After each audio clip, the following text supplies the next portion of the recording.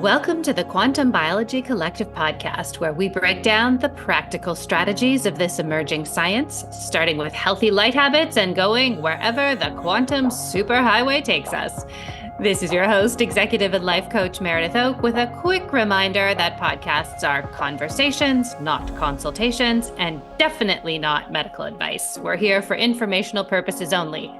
To follow up with our amazing guests, please do check out the show notes, and to stay in the loop with the QBC podcast, join our email list, also linked in the show notes. When it comes to our health, it's become increasingly clear that the way forward is to take total responsibility for our own care.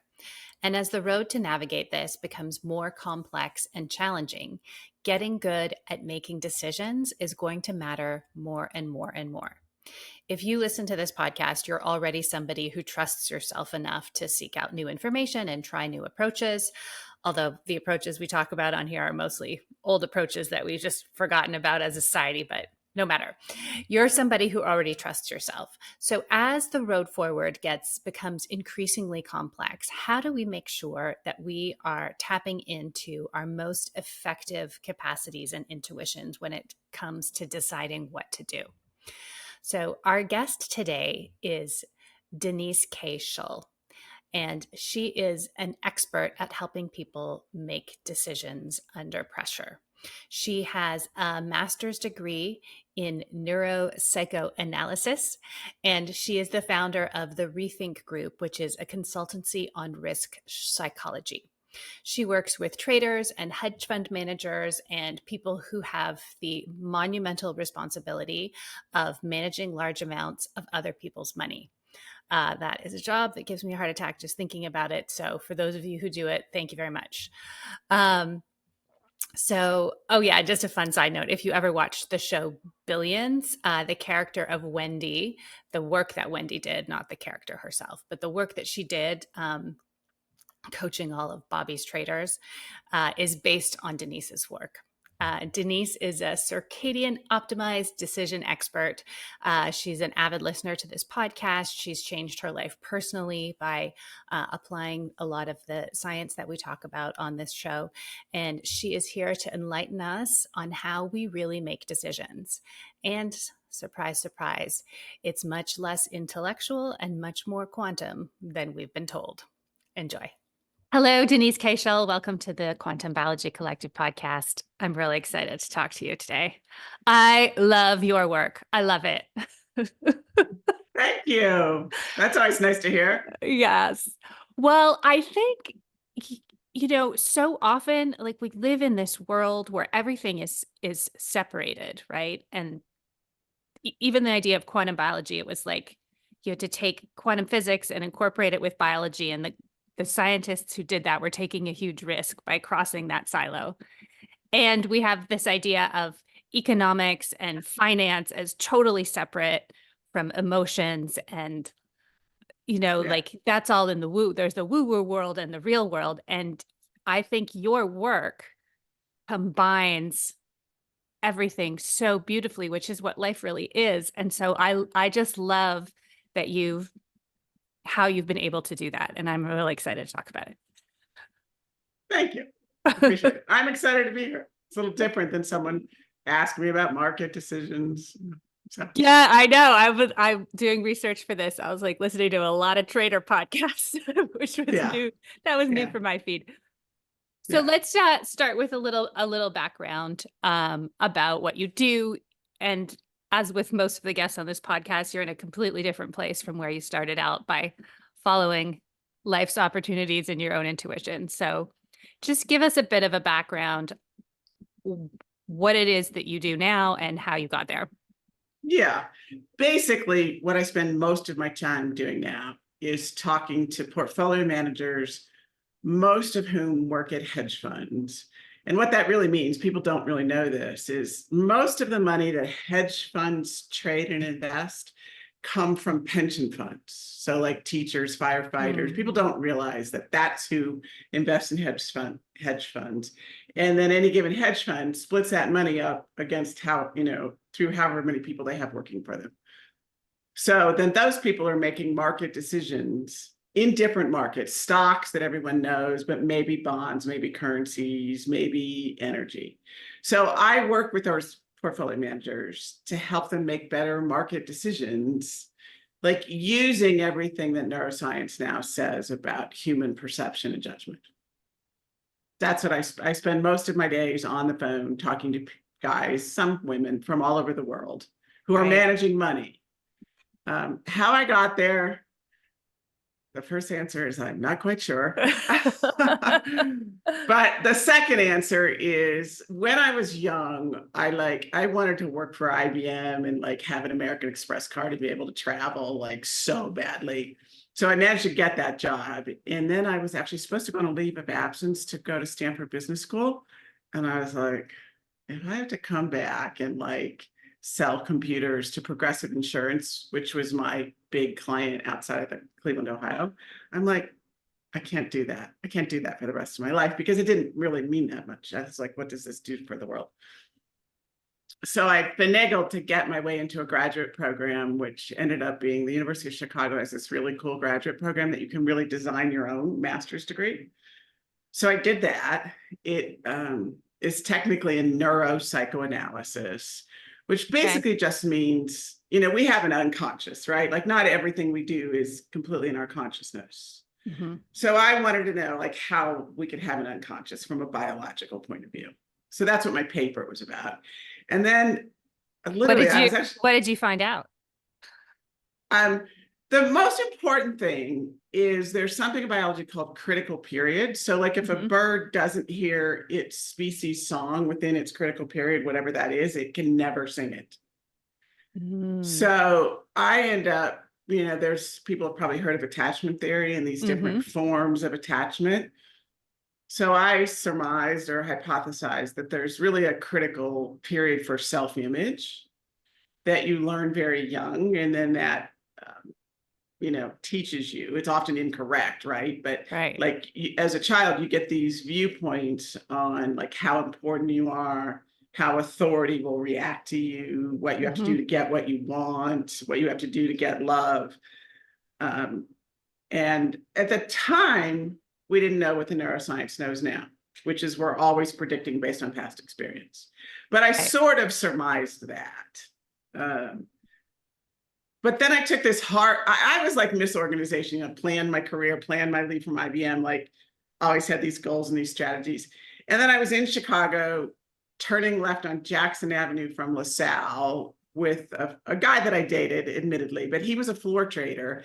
And these guys ran up to him and said, Don, why don't you go upstairs with us and trade with us upstairs, which meant instead of like on the floor in movies like you've seen with those guys with the crazy jackets, they were trading upstairs on a computer network. This is actually 30 years ago. It was the summer of 94.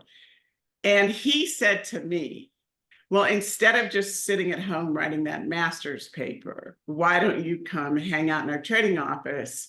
He had thought I would be a good trader and had wanted me to come on the floor. And I'd be like, you're not doing that thing. No, thanks. I mean, I'm tall, but I'm not that tall. And you guys are all like, I'm not doing no, out of the question. And so like, I literally say my life changed by turning left onto Jackson because I did do that. And I did start trading my own account. And I did like, I think I had sent in one PhD application that I like forgot completely about it. So then I was like, okay, I had this really interesting, expensive master's thesis, but I was like trading and I didn't think they had anything to do with each other, really. I mean, people would sort of say, but I'd be like, not really. It was neuroscience and it was like brain development. And then, I don't know, 8-9 years into my trading career, which by that time I'd moved to New York to run a trading desk, and I was dabbling in some classes in psychoanalysis, like a little tiny institute. They asked to publish my master's thesis. And I was like, you guys don't realize it, but like it's a decade old and it will sound sort of stupid, or at least that's what I perceived. That may not have actually even been the case, but in any event, that's how I perceived it. And I grappled with it and I thought, you know what? I'm going to update it just so that I can say I was like published in the journal. You know, there was a point earlier in my life where I wanted to be a writer. So I was like, well, that'd be fun. I could say I was published in a journal. So when I went to do the research to update it, a scientist named Antonio Damasio, who's now at University of Southern California, I believe, unless he's retired, but he had been at Iowa, and they had done all these experiments on people who were brain damaged in such a way that they didn't have feeling and emotion. So they lived in an institutional setting because they couldn't actually navigate the world. But they did very specific experiments with how they perceived, judged, made a decision, and found they really couldn't. Like the simple thing to what to buy, which candy bar to buy out of a vending machine, what shirt to wear, what day to go to the doctor, they couldn't decide. They would do this. Well, I should go on Tuesday for these reasons. I should go on Wednesday for these reasons. I should go on Tuesday for these reasons. Because they had no sense of what was like better for them, or, fit their desires or their needs, a chocolate candy bar versus peanut butter candy bar, whatever. They couldn't decide. So he ended up saying, if you don't have emotion, you don't have some feeling of what's correct, you can't decide. And I mean, I've been on Wall Street for almost a decade at that point, and I had heard, take the emotion out of it, emotion gets in. Yeah. I was like, whoa. Whoa. Yeah, because like, that is the go-to advice when you're making a logical decision. Maybe not, whether to get married or something, but like when it comes to money and practical things, take the emotion out of it. Don't make emotional decisions. And now you did the research to find out that in fact, it is impossible to make any kind of decision, no matter how simple, without an emotional drive. Yeah. Huh. In fact, just this week, I did a podcast earlier this week for a big financial, it's like an internet television called Real Vision. And they had this 2-week series and interviewing all these experts, and I'm somewhere in the middle. And they said, everybody last week said, take the emotion out of it. I mean, it's still but basically I just started talking about, I literally started talking about it. I talked about it to this guy in my trading office. It's this long, crazy story. He was trading under a false identity because he was trading for this famous trader, but he didn't want anybody to know. And he's like, you need to write an article. And I'm like, yeah, right. Like, who's going to publish an article by me? Well, that's when he revealed, well, really, I'm this other person. And because I work for this famous person, I know all these editors and I can get you an article. So I wrote this article that did come out, I think, in December of '94, called Freud's Path to Profits. And it was literally just both you have emotion and you have conscious and unconscious emotion, and it's influencing your trading decisions. And it took on a life of its own. And I always say, it's not because I'm so smart. It's because I was interested, I was open-minded, and it was the truth. So I was stupid or gutsy enough to speak the truth. And then because it was the truth, plenty of people recognized it as interesting. There are still people who think I'm that crazy woman who says, use your emotions. Still, I'm sure they don't actually call me very often, but there were enough people. And I always said, if I'm going to do some consulting in this, I only have a small amount of time anyway. So I don't care if half the world thinks I'm crazy. I feel like this is valuable information, so I need to put it forward. And 20 years later, I have a consulting company that we have clients all over the world. And it's still the same, teaching people to know, what are they feeling? Why are they feeling it? And which category does it fall in? Does it fall in information about the problem you're trying to solve, whatever it is, where to go to dinner or what career to have, or some problem in your job? Or is it irrelevant to the problem, but maybe about you and your future safety? And how to know and separate them and use the feelings that include intuition, right? Because intuition is a physical sense. How to sort that out as a data set. So I'm glad I didn't stay at IBM, because I was kind of I was meant to do this. I think so. And have you noticed that people, I would imagine, are motivated to work with you to be better at their jobs? But I can only imagine that learning these skills would have second order effects in their lives, in their relationships. And could you speak to that a little? Have you noticed that? I have clients tell me that their relationships with their spouse and their relationships with their children get better as they're willing to think about what they're feeling and why. I've had a few clients over the years who worked with me for a period of time and then, took a break, and year 2, 3 years later, I get a call from them saying, My wife said, can you go back to working with Denise because you were easier to get along with when you were? I haven't had that happen lately, but I have had that happen quite a few times. Or I bet. a lot of like people think these hedge fund managers are like, selfish, greedy. They're generally not. I mean, they're generally 30, 40, a few 50-year-old, mostly men, happily married, a couple, 2, 3 kids, trying to find enough time to work out and spend time with their kids. And they do end up being able to articulate better what they're feeling, which makes them more effective, in their relationships, as opposed to acting it out, suppressing it, and all the other taking it out on someone. So definitely. Okay. All right. So I want to get into that process, but first I just want to talk about the research behind it, because I heard you sharing with someone on a podcast how part of the reason that nobody knows that emotions and decisions are so intrinsically linked, even if it's a quote unquote unemotional decision, something that you think you're making purely based on facts and numbers and spreadsheets, there's always that emotional component. And people don't know that because the research is quite new, but it's all there. And I was thinking that's kind of the same thing as the research on, say, circadian biology, right? Like it's all there. We know that dysregulating your circadian rhythm is going to make it impossible to be healthy, but the evidence is all there, but it hasn't been integrated into the common consciousness yet. And I think it's the same with this research. So there's a parallel there. Could you share where this came from in terms of the academic setting and how it's slowly being integrated into the world? So there was Damasio and his group of colleagues. Some of the rest of them I should be able to name because they should get credit. He wrote a book. It's called Descartes. Descartes, the philosopher, said, I think, therefore I am. Yes. He wrote this book that's it's I feel, therefore I am. And he wrote it in like 98. Right. I remember that book. Yeah. That's a long time ago. I mean, that's going on, it's 25 years ago. Well, I don't know if directly, but alongside of that, a field in academia arose. They call it neuroeconomics. It means how does the brain make an economic decision, which is how does the brain make a risk decision? Okay. So here's the amazing thing.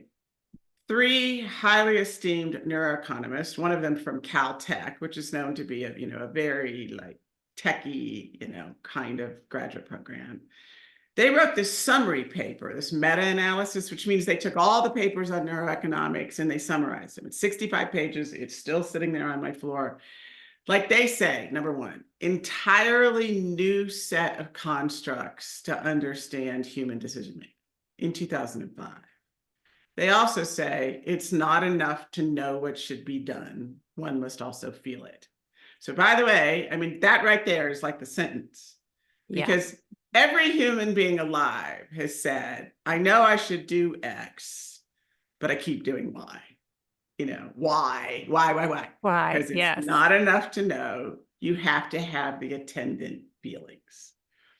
Well, I mean, I have hundreds of references. 2007, a woman named Lisa Feldman Barrett and I think it was Martin Co. They did research on like making stock market decisions. And they showed that the people who were the most emotional made the most money. Now, like exactly the opposite. So number 1, there's a misunderstanding. Like you don't have to control your emotions. You can be as emotional as you want, jump up and down, scream and yell. All that matters is what you actually do. Which, by the way, I saw in my trading office. I was always reading all these books, take all the emotion out of it. And there was this one trader in our office, the one who made the most money, his name was Steve. I had to say, Steve, shut up, because he's always jumping up and down, screaming. He was super emotional. And I was like, take the emotion out of it, Steve, take the emotion out of it, Steve. But in any event, I think it's a bit like whenever the world changed from thinking the world was flat to round. There is this global misunderstanding that the intense emotion causes the action. Now that can be true. I'm not denying that doesn't happen. But So people just can't believe that it's not the emotion, where it's that person's action that causes the problem. If they were like Steve, jumping up and down and screaming, but then choosing what to do, like they might actually make a better choice if they could analyze that part of the data.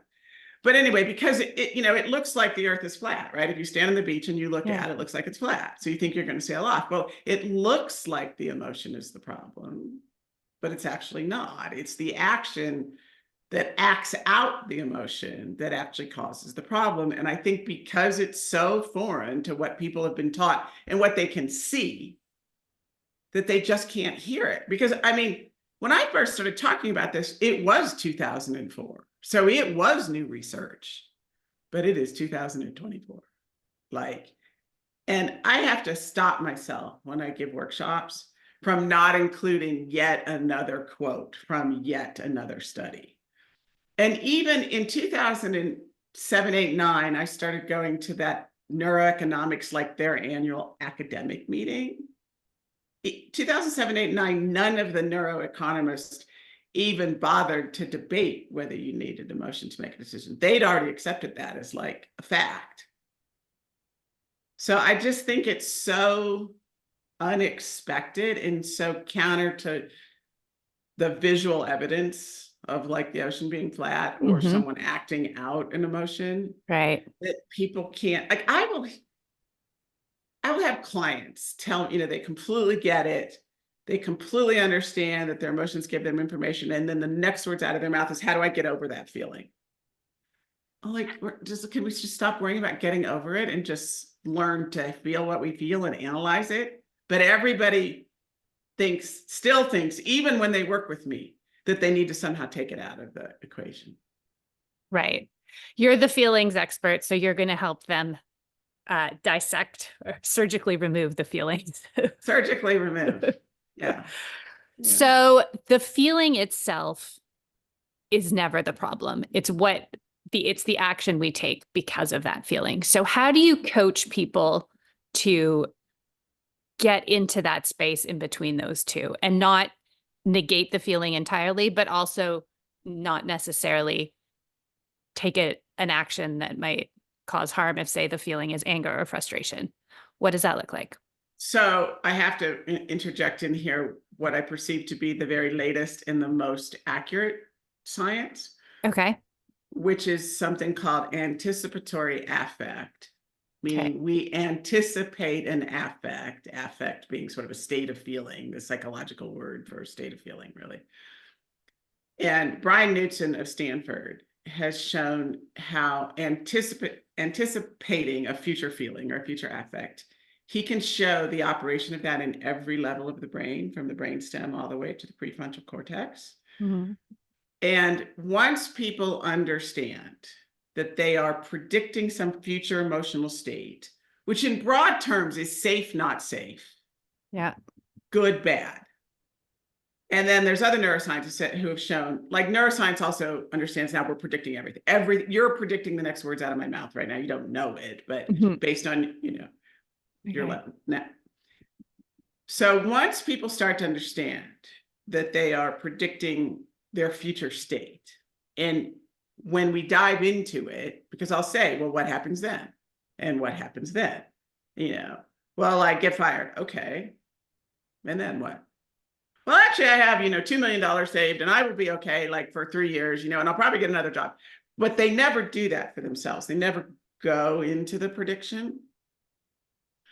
Most of the time when people go into the prediction, which usually has some, I'm not going to be safe, because the brain's trying to keep you, right. The brain's trying to stop you from doing things that harm you. Okay. So I'm at work or I'm thinking about making a change. I just worked with a bunch of people who are about to become health coaches, and they were like, but what if this happens? And what if that happens? So it's like we perceive some level of risk. We think it's going to have a bad or dangerous outcome, and then our thinking stops.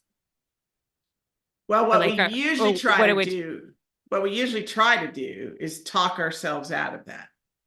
Okay. We try to use facts to talk ourselves out of it. And to quote Jennifer Lerner of Harvard, who's done an enormous amount of research on emotion decision-making, saturating the decision maker with facts is not a promising strategy. The reason it's not is because our brains are programmed to keep us safe. Yes. And the way that is communicated to us is through a feeling. So if we're going to take a risk, the brain is going to deliver us some level of fear. Maybe you would just call it concern. Mm-hmm. Maybe you would call it panic, and there's a bunch of levels in between, right? Yeah. But the brain is going to do that. Like, Meredith, make sure you've thought this through so that as it plays out, like, you do the things that keep you safe. That's your brain's job. So you can't stop that from happening. And other researchers have found, like Jennifer, when you try to just use facts to talk yourself out of it, usually the emotional signal gets bigger, gets louder, because your brain wants, your unconscious wants your conscious mind to know that you've worked out like how you're going to handle the risks, the unknown. Okay. So there's this. So like if I'm about to get on an airplane and I'm feeling really scared and someone starts telling me all the statistics about how safe airplanes are, that's probably not going to help my fear. It's because I'm not connecting to the core driver of that emotion. Yeah. Okay. The irony is when you can say, I'm panicked because I'm afraid that, this plane is going to crash and I'm going to die and my family is going to be left without me or whatever. Like, then actually it's like what you actually know kicks in. There's this articulating the feeling and being able to have the feeling that if it doesn't completely erase it, and it doesn't always completely erase it, it neutralizes it or dissipates it to some degree, that then you're able to bring into the equation like the more reality of the situation. Mm-hmm. And, maybe you're still nervous about being on the plane, but then a strategy like distracting yourself with a book is sufficient. Right. Where it's not. So you can't see this, but that's an article about me working with an Olympic snowboarder. Mm-hmm. And she does snowboard cross racing. It's when the 6 of them go down that course and all that, Oh, wow. On top of each other. It's crazy dangerous, right? Okay. She won 2 gold medals in 22, by the way. Yay. She had always been the most technically competent, meaning she could read the course and plan in advance, like when she was, if she could start out in the back, when she was going to pass who, or when she was going to run this way. She wasn't necessarily good at this. They pull themselves out of the gate at the top. Mm-hmm. She'd never been that particularly fast out of the gate. Now, what she'd always been doing is telling herself, don't be afraid. And I'm like, Lindsay, first of all, it doesn't matter that you're mostly technically competent. You're going to be like, what you guys are about to do, 6 of you down that course on top of each other, is scary. And I don't care how good you are at it. Said, how about you just admit to how you really feel in the gate? So she started doing that. And she, for the first time in her very long career, started getting out of the gate faster. Because her brain was using the worry, like, make sure you're prepared, make sure you've thought about this. She's trying to suppress it. It's getting louder, like the fear's getting more intense. And if the fear's more intense, your muscles are going to like move slower. So once she just acknowledged it, the literal like biochemical volume of that decreased, and she was able to do the thing more quickly because her muscles, it was less disrupted by this other energy. Yeah. What am I feeling and why? The accurate answer. It has to be accurate, which is hard to do. That's the skill. But like there's all sorts of research that shows emotion, it's called emotion differentiation and granularity. The more you can differentiate, like between fear, frustration, disappointment, let's say, and the more you can be granular, like, am I just concerned or am I panicked or am I worried or am I scared or whatever? Or am I in the context of frustration, anger, am I slightly annoyed or am I like, enraged? The better decisions you make. The better you can differentiate and be granular, the better decisions you make. The literal exact opposite of what the world tells you. Yeah.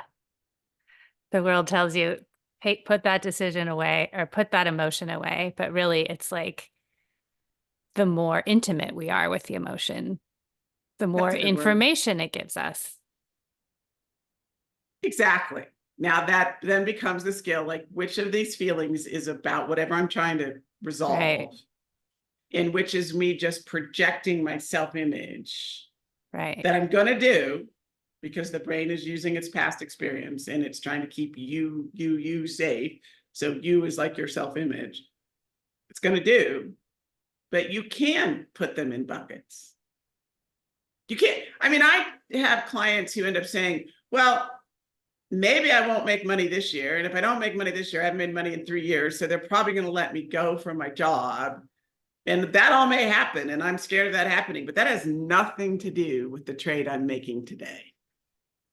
Okay. So I want to bring this back to health because I think there are, or bring it to health, I guess. There are some really interesting parallels. So, for example, I work with a lot of health coaches and they all have this fear, not all of them, a lot of them have this fear that's like, well, I don't know enough, or there's so much information out there. What does anyone need from me?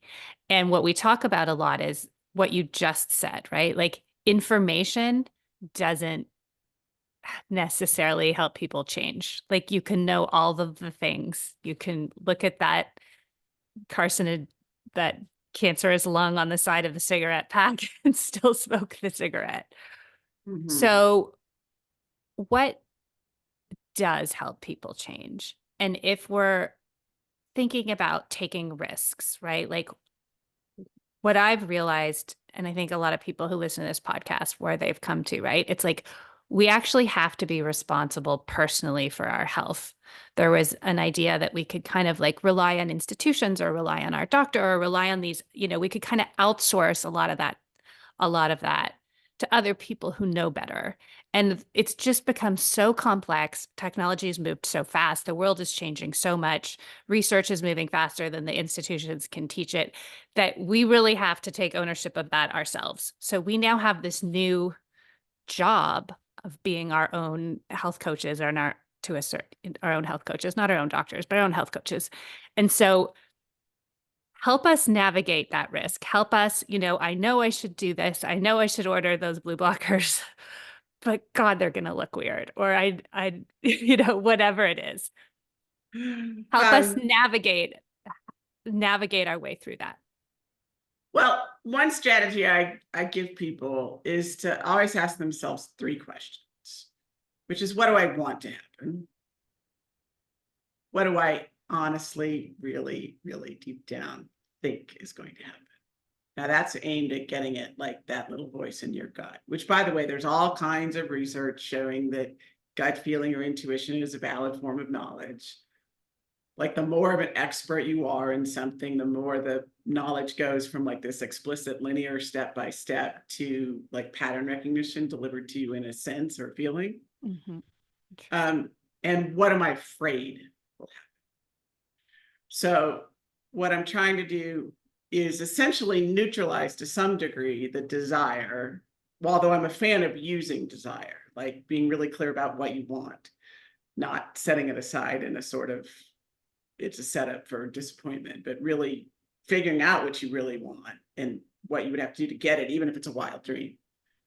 What do you honestly really think is going to happen versus what are you afraid is going to happen?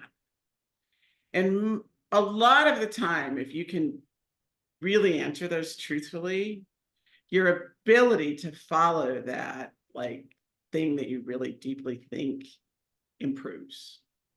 Like your chances of following it. Because oftentimes within what you want, what you really think, and what you fear, there's a conflict. Mm-hmm.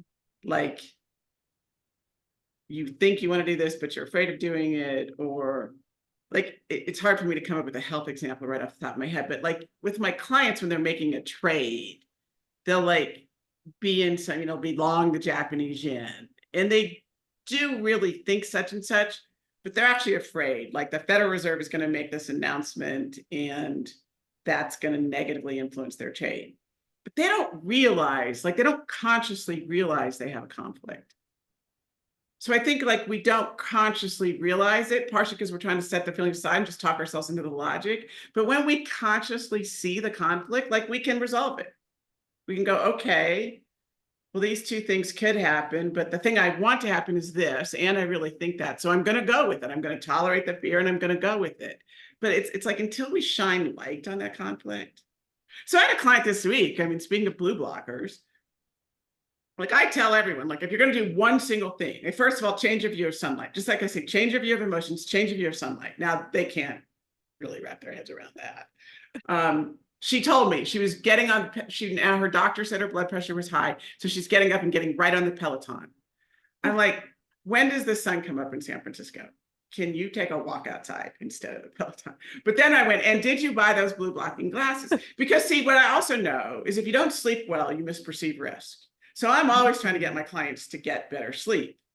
And I literally think the number one thing you can do, like for the average person, right, who can't just totally, like they can't get their head wrapped around sunlight, is get the blue blocking glasses. So at night when you're on your computer, because you have to be because of work, you are not like getting that light in your eyes. Because I know for myself, the very first time I put them on, I noticed a difference in my sleep that night, like the very first night. Now some people would say I was expecting it, but I really wasn't, if anything, I wasn't. So I've sort of veered around what you actually asked me. I find that so interesting about how bad sleep messes with your ability to perceive risk. This is the thing, you don't see the risk. Like you look at it like, I live in a ski town and like a fatigued person might ski a slope they really aren't qualified to ski.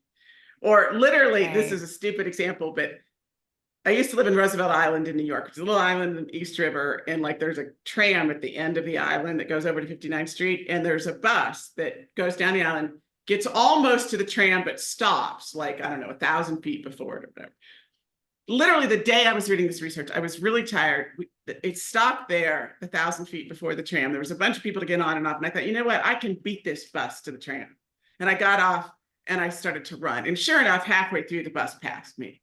And I literally in my head went, that's what they're talking about. I'm tired. I'm fatigued. It was a dumb idea to think I was going to beat that bus, but it seemed perfectly logical to me at the moment I made it. You don't see the risk when you're fatigued.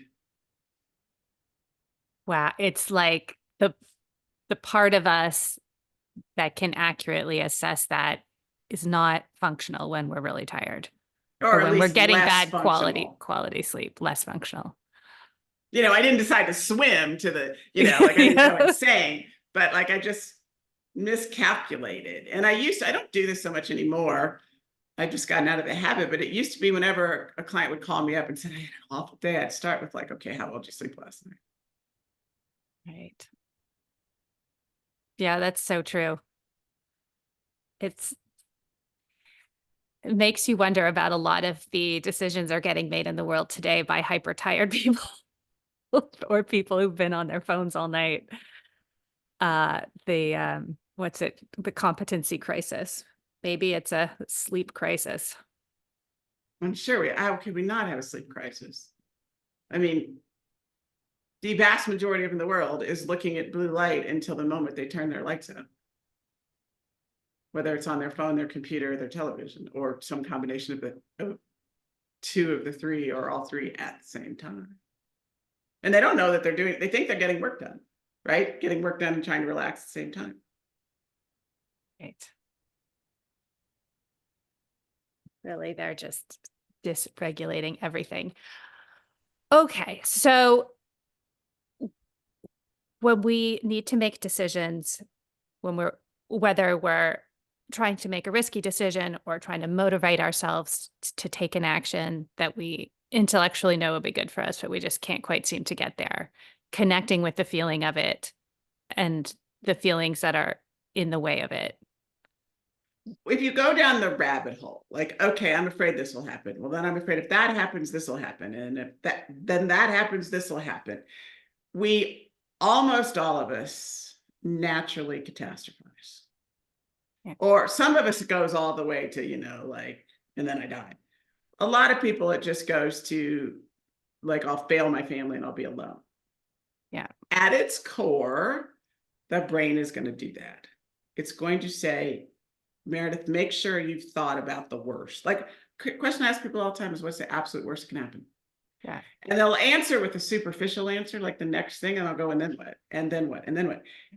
Oftentimes, if you can get to the bottom of it, the thing the brain's trying to, you go, oh, well, that could happen, but it's not going to happen tomorrow. Or that could happen, but if I do X, Y, and Z, it won't happen. I think that's the purpose. Right. But there's, I mean, there's a plethora does not do it justice of advice to not do that, to think positive. Like, so people And are, that's people so are afraid to do it. interesting. Yeah. Cause I find I can't think positive till I've done that. Right. Like I need to make friends with the biggest fear. And I was saying that, I think it was my husband. I was saying that to him one time. I was like, okay, well, the absolute worst thing could happen is this. And like, so if it does, whatever. And he's like, why would you talk about that? I'm like, well, I always do that. Don't you do that? He's like, no. He's like, that sounds terrible. I'm like, but if I make friends with it, then it doesn't feel as terrible. And then I can, reframe it somehow. You literally are working with your brain the way it was built. Our unconscious is going to alert us to our biggest risk. That's its job, to make sure that we use our expertise to avoid that. But it wants us to know, like, worst possible case, this thing could happen. And then once you consciously acknowledge it, it's like, okay, got that message to Meredith's conscious mind, like she can handle it now. So when you try to squash that, it actually gets louder, more intense, more disruptive. It's exactly the opposite. And I see this almost every day that I do a what's the worst that can happen with a client. And at the end of it, they go, oh, well, what I should do is X, Y, and Z. And they feel really clear about what they should do. Right. It's like, because otherwise we're operating out of avoidance of that, as opposed to just like looking it in the eyes. your brain's going to do it. Your brain's job is to keep you safe. Now, do all of us have like exaggerated risk based on things that have happened to us in the past? Yes. We got a client who called me up in the first meeting. He said, I used to be able to take a bunch of risk. I can't take that much risk now. I don't really know what happened. Well, I know that this big trade went wrong when Russia invaded Ukraine. They traded in the energy markets. And I almost lost all my money, but like I was on a plane and I got off and I saw it. I got out of the trade. We lost money, but we didn't distraught. And I was like, have you ever had like a near-death experience before? And sure enough, when he was 18, his friend drove them into a semi truck, and it's a miracle they lived. So he had a and to this day, he wouldn't let anybody else drive because he had this near death, and it felt the same to him. But it's literally as soon as we talked about the fear left over from that applied to this, he was like, okay. And he was able to start trading larger, trading more like he used to before the near death market experience. There's the human mind is so infinitely fascinating, isn't it? Well, it is. It amounts to being conscious of whatever is going on. Right. But we're generally kind of afraid. I mean, some people are more afraid than others. But then there's so much advice, like self-help psychology advice, that even if it doesn't say it directly, it says, don't have those feelings, don't think those thoughts. Right. And then you end up working against yourself. I say, once you learn the earth is round, you can sail around it. So you have a lot more options. Once you learn that all your emotions actually have there's an emotional logic to everything. Once you learn that, you can sail around your mind and therefore then your own life in a much more expansive way. Oh, I love that. It's true. It's really true. It is. And what you said earlier, where you wrote that article and it really caught on because it was the truth, right? And I feel like we resonate with the truth when we hear it, even if we're not trained in that topic. Right. We respond to it. What's going on there with that? Because sometimes we feel the truth, we see it, and then we're like, I don't really want to deal with the implications of that being true. Right. The truth is, I don't know. I've actually wondered that myself. Why is it that people respond to the actual truth? I mean, I'm going to say that has to be built into us somehow, but I can't speak to the neuroscience of why that is. I know it's true. Yeah. I know it's true that people respond, or a lot of people do. It depends on the topic, right? Mm-hmm. Like, people don't want to find out that the doctor they've been trusting is unintentionally misleading them because they're just reporting it. They don't want to find that out. Or they don't want to find out that the candidate for president they've been supporting is corrupt or whatever. You don't want to find out that you're wrong or been misled. Nobody, I mean, it's not pleasant. Yeah. So you sort of resist finding that out. But by the same token, a lot of people, have a feeling that something isn't quite right. The medical advice isn't quite right. The political choice isn't quite right. Pick a whatever. But they don't know where to find the answer. And then when they hear, I mean, that's what happened to me. I once gave a talk at the Chicago Mercantile Exchange, and there were like 200 to 250 of those mostly guys, a few women, but in those jackets, who came upstairs to hear me speak after the floors closed. And I had one of them comment to me, you made these 250 guys sit still for an hour. Well, when you trade on the floor, it's very physical, right? You see everybody's physical energy as opposed to when you're on the computer. So a lot of them had been using their feelings. They just didn't know how to articulate it. So when I articulated it, that first of all, you are, and second of all, it's a good thing, they were like so relieved. Because basically they started saying, I've been doing this, but I never wanted to admit it. Right. But I don't know. I mean, it'd be a really nice thing to figure out. Yeah. Why we resonate. Yeah. If we don't have too many things getting in the way, we do resonate with the truth. So that brings me to something else that I wanted to talk about, which is, you talked about how, okay, so we all use emotion to make a decision.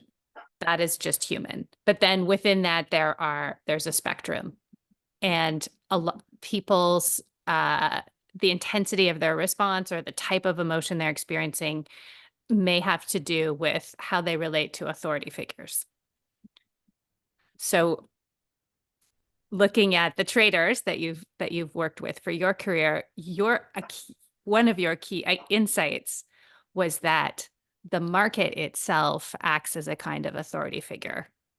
So when the person's making the trade, however they relate to authority figures, that's the dominant emotional pattern that's going to come up. So I'm thinking, if we have a certain type of relationship with authority, and that authority, when it comes to our health, that authority is the doctor or the World Health Organization or something outside of ourselves. And I don't totally know where I'm going with this, but I'm applying your insights to how we make health decisions and how our decisions are maybe controlled by our relationship to authority. Yeah. So this is an actual personal example. My parents were, like salt of the earth, no kind of malice or gaming. They just didn't know any better, like working class, work hard, save your money, like, pay your taxes. They didn't have any. So that led to me, I trust authority. Or I did. I don't, but my natural default was these people, are all trying to do the best they can. And there's like no real reason to doubt them. And I mean, extended all the way to the government until COVID. My husband, on the other hand, came from a very prim, proper, family, conscious of how they're perceived, conscious of what people, so they always like say the right thing or the polite thing, like where if my dad was mad, you knew it, like he's just like, what's wrong with you, like. Right. So my husband basically learned to distrust authority because it was never really clear if his parents were saying what they really meant or sort of the proper thing to say. Right. So I think we all have, variations within that, right? Like, or did authority punish us? Like something I run into a lot is kids who were really smart, who were rewarded for being really smart, who always did well in school. And now they're in this environment that is so difficult. And they're not terrified of the trade being wrong and losing money. They're terrified of their management thinking they're not smart because that's a risk. That's their self-image. So authority needs to see how smart they are for them to be safe. Well, I mean, how do we say that like our doctors who went to medical school are wrong? I mean, they went to medical school. And I think, like I said to you in my comments, with our health, there's this, what in the hedge fund world or other would be called information asymmetry. So like we assume the doctor knows a lot more about our bodies than we do. Basically, we think. It's not, we don't have a consumer reports that says, this oven works better, this car has this problem, but it's really good. We don't have a consumer reports for this body of knowledge that we can't completely comprehend. I mean, we may not need to, but my dog is barking. Can you hear it? Okay.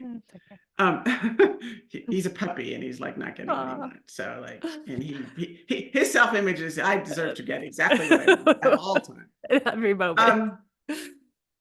So like I have a friend who I've tried to tell about sunlight and blue light blocking. And her father was a surgeon. She just cannot hear it. And I have to watch her slather on the sunscreen. And I mean, not that this is a direct correlation, but she always has the flu, or she always has COVID again, or she's fallen and broken her arm again. Like, and I can't, but, not only like her father was her father, an authority figure, but he was also a surgeon. So it was also a product of, and she just can't hear it. But there's one thing I tell people to do is think about how you expect somebody, a celebrity, to treat you. If you meet a celebrity, do you expect them to like be kind and nice to you or like ignore you and tell you? Like that tells you something about what you think you can get from the world. Like where you fit in some sort of hierarchy. I mean, I have a doctor, one Western medicine doctor, who says, I trust your viewpoint of your body more than I trust anything else. Now that's rare, right? Though? Yeah. But there's sort of, we get this idea of, are we entitled to have an opinion about ourselves that is respected? Like a 4-year-old has got information about, are they entitled to have an opinion? My puppy thinks he should be respected, right? Like some 4-year-olds will think they should based on how their parents have interacted with them, and some won't. Or even if you have an older brother and sister, like I see this all the time. People have older brothers and sisters who constantly competed with them and constantly put them down. And they're either constantly trying to prove they're smart or constantly trying to prove they should be listened to. But it wasn't the parents, it was the brother 3 years older that, wanted to make sure that they were wiped off the face of the planet, or at least didn't get any attention. So we have these expectations that are buried in there that tell us are right or not right. But it's really hard. It's back to that information asymmetry thing. Even me, and I'm pretty good at saying, unacceptable things. I'm pretty good at standing up for myself. But like, man, when that very nice standard Western medicine doctor really pressures me for the vaccine, I mean, I'm never going to say yes. But those moments, like if I wasn't so stalwart in what I know, like I would just give in and get it. Yeah. Because they're supposed to be trustworthy. And I think the saddest thing in the whole is the fact that you have a lot of people who went to medical school, well-intentioned, wanting to help people, and we're basically taught a model that's skewed. We're taught a model where the answer is a drug or a surgery. Yeah. Not that the body is one system like a car and everything affects everything else. I mean, I thought this before I learned what I learned about circadian rhythms. But by the way, just as an aside, but in support of the whole circadian rhythm, a few years ago, I was going to Hong Kong from New York, and I had a neuroscientist tell me to look at this app called Time Shifter, which basically tells you, for jet lag, tells you how to change your time of day for light, caffeine, and food. And said if I followed it, I wouldn't have jet lag. And I was willing to try anything because, the jet lag 12 hours around the planet. I followed it. I should have realized then, but I didn't. Right. I got to Hong Kong from New York City with 0 jet lag. Wow.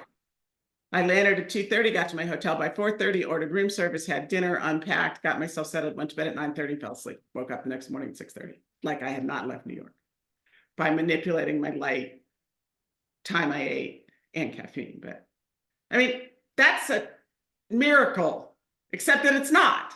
Right. Except that it's not. But I mean, I'm a dermatologist here. I went to just to have one, or, I had a mole or something, I mean, the pressure you get to slather yourself with sunscreen, even every day when I'm sitting in my office. Yeah. I mean, very hard to withstand that. I mean, I do it, but boy, they don't make it easy. But I think it's like, I recently went to OBGYN and she's the sweetest woman, meaning really well. She's been mistaught. It's tragedy. It's just tragic. Now, never mind. Medical school's funded by the drug companies. They don't get any nutrition advice. Why sunlight became so vilified doesn't even make any sense. I mean, they used to know, right? They used to put TB patients out on the verandas, and or even heliotherapy. It was in the turn of the century. It was widely accepted. Yeah. Or I just saw something the other day. I can't remember where I saw it or what it was, but it was basically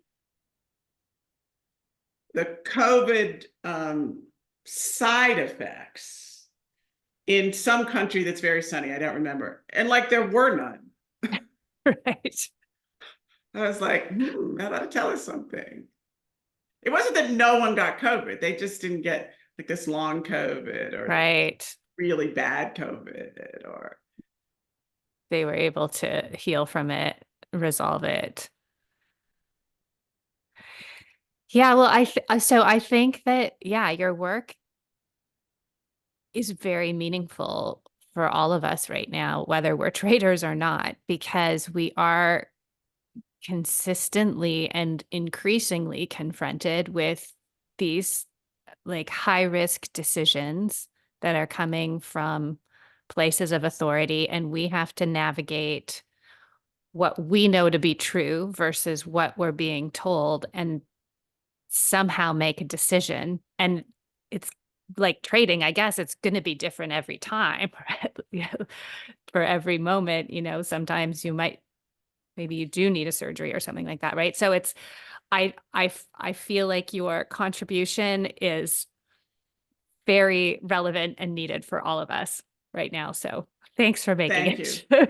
Let me give everybody one tip. So I'm say I'm about to go to a Western medicine doctor because whatever, I will tell myself on the way in the door, oh gosh, I hate this. I just hate this. I let myself have the feeling about it. Right.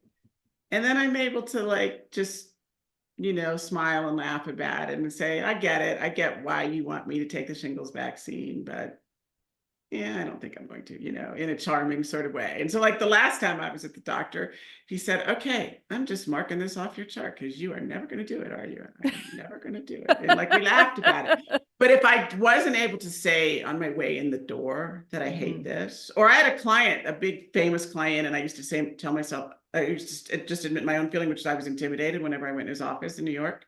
That man, if you ask him if I was intimidated by him, he'd laugh. Because I say, when you're able, if you admit the feeling to yourself, you're able to keep it to yourself. It doesn't sort of seep out in your body language or your intonation or like how you react. You can keep it to yourself.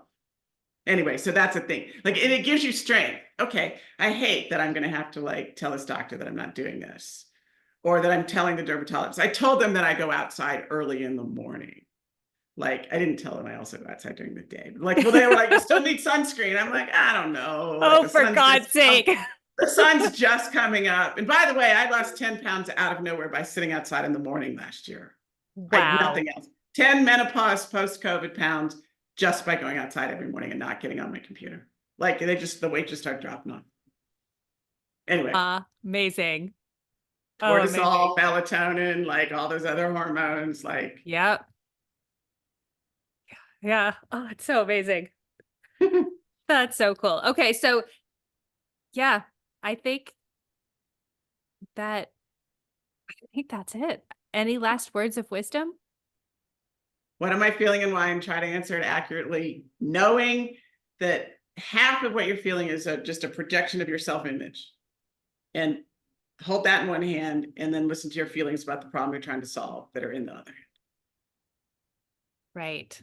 So feel the feeling. I wrote down from your book, feel what you feel as much as you can feel it. And sort it out. Like the objective is, it's data. You want to like categorize. I mean, Jennifer Lerner of Harvard says this. Yeah. So it's not just me. I'm just the messenger. Well, we appreciate it. And yeah, I noticed that too. It's like, I find myself going to do something and my stomach will tighten and I'm like, what's going on? What is that? And then it's like, oh, and I find out all these things that I thought about that action I was about to take that I'd had no idea. I didn't have a conscious idea. Oh, well, I'm kind of worried about this. And oh, well, I'm really writing this email because, not because this person really needs the information, right? Like, oh, there's just, it's such a rich experience. And then I find I end up in less trouble because I'm clearer on the actions I take. Yeah, you don't do the things that you're like, oh, why did I do that again? Yeah. Or less of them. You don't say the thing that you shouldn't say. But honestly, maybe the biggest skill in life is just be able to feel what you feel and then decide what to do. Yeah. And don't feel guilty about it. Like don't feel guilty about any feeling. It starts with, by the way, wanting to, being willing to. Right. You don't have to be afraid. Your actual core feelings are trying to help you. The true ones about the situation. The old ones that are a projection of your previous experience may be distorted. Trick is to know the difference. And you only know the difference if you get all the data out on the table. Right. Yeah, it's a freer, more liberating way to live. Takes a little practice, but it's, well, you're able to start to bring your real self to the world. Like all of us actually have something to contribute to the world. Like when you honor yourself by respecting your own feelings, like your ability to bring whatever your gift is to the world increases. I mean, you had the ability, but your willingness, your opportunity, like to grab that, to become that health coach, that you can provide a service to people who need it. Like, and let me say this, like, even as a consumer of all of this, I want to find the person who can simplify some of it for me. Like who can just say, do this, this, and this. I can talk about it. I mean, just my clients, you could listen to my podcast, but people call me and want me to just like make it personal for them. That's always a service. Everybody's short on time. We don't have the time to, understand everything that you do or, the people you're teaching do. So like, bring the value. Yeah. I love that. Yeah. And I mean, this podcast exists because I went through that journey. I was like, no, I don't want to know. I want to stay hidden. I want to stay back here. And then one day, I don't know, I just got over it, I guess. Well, I am really glad, both for what it's done for my husband and me, as well as I refer client. I'm like, okay, look, there's all this information about sunlight. I can tell you this, this, and this, but what you should do is the Quantum Biology Collective podcast. Go scroll through it, listen to a few episodes, because it gives me this great resource that Oh, thank you. all the time. Wonderful. Well, and speaking of resources, so you also have a podcast and a newsletter? I don't have a podcast. A podcast. Okay. You are on someone else's. I just get interviewed by a lot of them. I have a newsletter. My company's The Rethink Group. Okay. That came from Rethink Thinking, by the way. .net. We have a newsletter that we should be better about sending out, but we do send out periodically. I'm very active on Twitter. I talk about everything. Okay, fabulous. Sunlight politics. All the things. All the things. What's your Twitter handle? My Denise, my initial K, Shull, Shull. Okay. So at Denise K Shull, and we'll put the Rethink group in the show notes for people to get your newsletter if they want to work with you or engage your company. You do workshops and all kinds of amazing things. And I think I really just want to reiterate how you have found a way to bring a depth. You know, I have a background in executive coaching, and it's great and very helpful, right? But sometimes, you know, these big companies don't always bring the deepest insights when it comes to our feelings. And you've managed to make them want to do that, which is very cool. Thank you. Thank you. It was like a mentor. I don't know who runs the world or how things really work beyond what we can see, but I was definitely born to do this. Yep. So. All right. Thanks so much, Denise. Thanks for having me.